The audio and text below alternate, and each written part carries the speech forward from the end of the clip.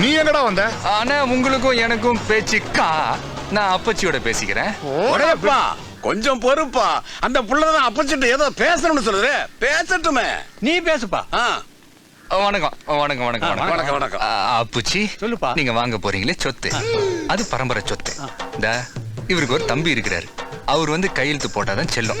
இப்போ ஒரு நாளைக்கே வந்து எப்படி நான் கையெழுத்து போடாம சொத்தை வாங்குனீங்கன்னு கேட்டேன். என்ன பண்ணுவீங்க? இப்போ ஒரு பேச்சுக்கு சொல்றேன், நான் தான் இவரோட தம்பின்னு வச்சுக்கோங்க.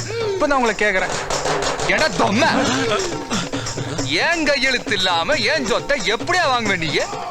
ஏய், எப்படியா வாங்குவ? நான் இவன் சம்பாதிச்ச சொத்து நினைச்சியா? எங்க அப்பா என் பாட்ட முப்பாட்ட சம்பாதிச்ச சொத்தியா? இவன் கையெழுத்து மட்டும் பத்தாது, நானும் சேர்ந்து எப்படியா என் கையெழுத்து நம்ம சொத்தை வாங்குவ நீ? இந்த கைதான சொத்தை வாங்குச்சு.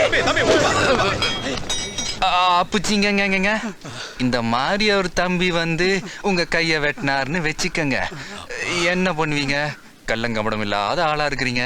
பார்த்து ஆளும் வில்லங்கம், சொத்தும் வில்லங்கம். என்னனே அண்ணிய மாதிரி மாறி மாறி பேசுறேன். கேட்டனா? ஏட்ரா ஆட்டம்.